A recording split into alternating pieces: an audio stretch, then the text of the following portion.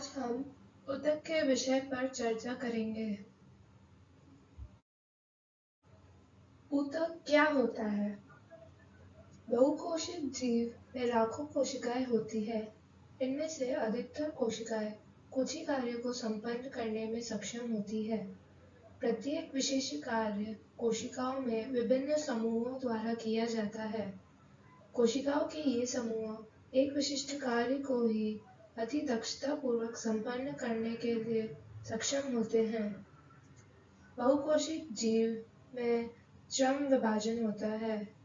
शरीर के अंदर ऐसी कोशिकाएं जो एक तरह के कार्य को संपन्न करने में दक्ष होती है, सदैव एक समूह में होती है। कोशिकाओं का यह समूह ऊतक कहलाता है। वे कोशिकाएं जो आकृति में एक समान होती है तथा किसी कार्य को एक साथ संपन्न करती है, समूह में एक ऊतक का निर्माण करती है। पादप ऊतक और जंतु ऊतक में अंतर। पादप ऊतक। अधिकांश ऊतक सहारा देने वाले होते हैं। ऐसे अधिकांश ऊतक मृत होते हैं। पौधों की वृद्धि कुछ क्षेत्रों में ही सीमित रहती है। पौधों के कुछ ऊतक जीवन भर विभाजित होते रहते हैं। जंतु ऊतक। जंतु भोजन, साथी और आश्रय की खोज में इधर उधर विचरण होता है। जंतु के अधिकांश ऊतक जीवित होते हैं। ये पौधों की अपेक्षा ऊर्जा का अधिक उपयोग करते हैं। जंतुओं में विभाज्य वृद्धि अधिक एकरूप होती है, अतः जंतु में विभाज्य तथा अविभाज्य क्षेत्रों की कोई निश्चित सीमा नहीं होती।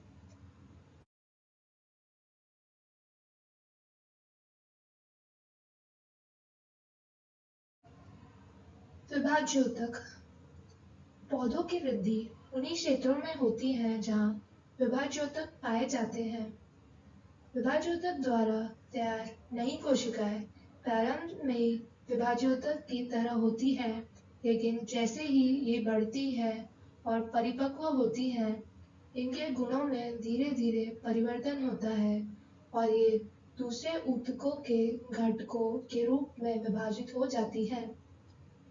विभाज्योतक के उपस्थिति वाले क्षेत्रों के आधार पर इन्हें शीर्षस्थ, कैम्बियम तथा अंतर्विष्ट भागों में वर्गित किया गया है। स्थायी ऊतक। विभाज्योतक द्वारा बनी कोशिकाएं एक विशिष्ट कार्य करती है और विभाजित होने की शक्ति खो देती है, जिसके फलस्वरूप वे स्थायी ऊतक का निर्माण करती है। इस प्रकार एक विशिष्ट कार्य करने के लिए स्थायी रूप और आकार लेने की क्रिया को विभेदीकरण कहते हैं।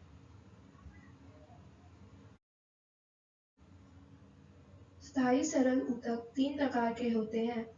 पहला, पैरेन्काइमा। यह पतली कोशिका भित्ति वाली सरल कोशिकाओं का बना है। ये कोशिकाएं जीवित हैं। ऊतक की कोशिकाओं के मध्य काफी रिक्त स्थान पाया जाता है। तन और जड़ों के पैरेन्काइमा पोषण करने वाले पदार्थ और जल का भी संग्रह करते हैं। दूसरा, कॉलेन्काइमा।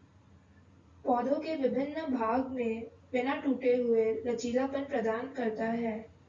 यह पौधों को यांत्रिक सहायता भी प्रदान करता है। ऊतक के एपिडर्मिस के नीचे पर्णवृत्त में मिलता है। इसकी कोशिकाएं जीवित, लंबी और अनियमित ढंग से कानों पर मोटी होती है। तीसरा, स्क्लेरेन्काइमा।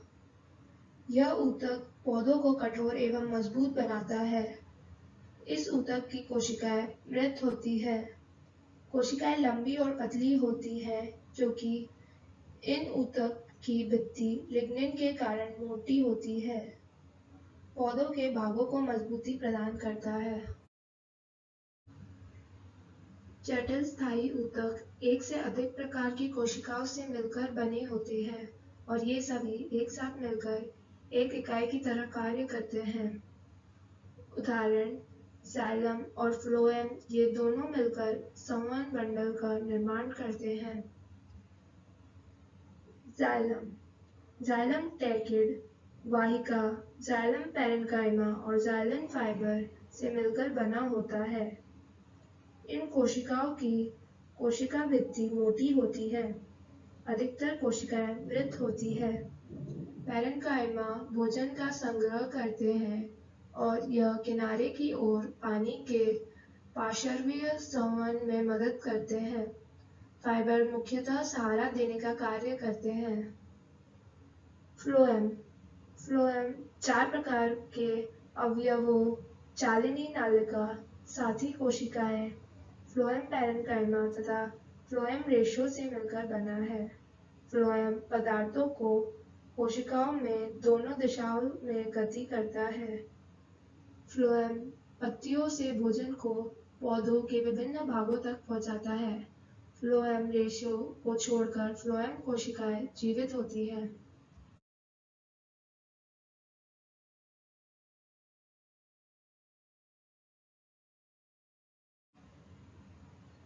एपिथेलियमी ऊतक जंतु के शरीर को ढकने या बाह्य रक्षा प्रदान करने वाले ऊतक एपिथेलियमी ऊतक है। ये विभिन्न प्रकार के शारीरिक तंत्रों को एक दूसरे से अलग करने के लिए अवरोध का निर्माण करती है। त्वचा, मुंह, आहार नली, रक्तवाहिनी, नलिका, अस्तर आदि सभी एपिथेलियमी ऊतक से बने होते हैं। एपिथेलियमी ऊतक 4 प्रकार के होते हैं। पहला शल की एपिथेलियम, यह अत्यधिक चपटी और पतली होती है तथा कोमल अस्तर का निर्माण करती है। आहार नली और मुंह का अस्तर शल की एपिथेलियम से ढका होता है। घनाकर एपिथेलियम, यह वृक्कीय नली तथा लाल ग्रंथि की नली का निर्माण करता है जहां यह उसे यांत्रिक सहारा प्रदान करता है। स्तंभाकर एपिथेलियम, जहां अवशोषण और सावृ होता है जैसे आंत के भीतरी अस्तर में, वहां स्तंभाकर एपिथेलियम होता है। इसे पक्ष्माभी एपिथेलियम भी कहते हैं। चौथा, ग्रंथिल एपिथेलियम, कभी कभी एपिथेलियमी ऊतक का कुछ भाग अंदर की ओर मुड़ा होता है तथा एक बहुकोशिक ग्रंथि का निर्माण करता है। यह ग्रंथिल एपिथेलियम कहलाता है। संयोजी ऊतक, संयोजी ऊतक की कोशिकाएं आपस में कम जुड़ी होती है और अंतरकोशिकीय आधात्री में धसी होती है। यह आधात्री जेली की तरह तरल, सघन या कठोर हो सकती है। रक्त के तरल आधात्री भाग को प्लाज्मा कहते हैं।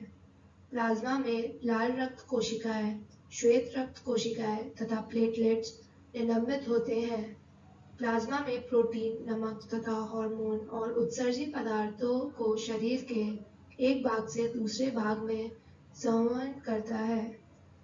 अस्थि संयोजी ऊतक का एक अन्य उदाहरण है। यह पंजर का निर्माण कर शरीर को आकार प्रदान करती है। यह ऊतक मजबूत और कठोर होता है।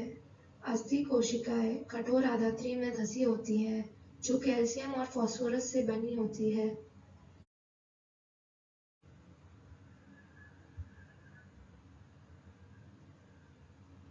पेशीय ऊतक लंबी कोशिकाओं का बना होता है, जिसे पेशीय रेशा भी कहा जाता है। पेशियों में एक विशेष प्रकार का प्रोटीन होता है जिसे सिकुड़ने वाला प्रोटीन कहते हैं, जिसकी संकुचन एवं प्रसार के कारण गति होती है।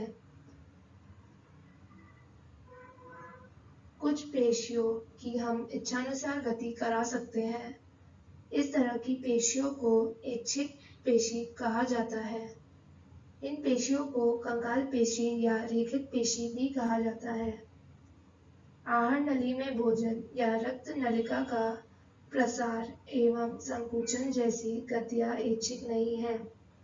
चिकनी पेशियां अथवा अनैच्छिक पेशियां इनकी गति को नियंत्रित करती है।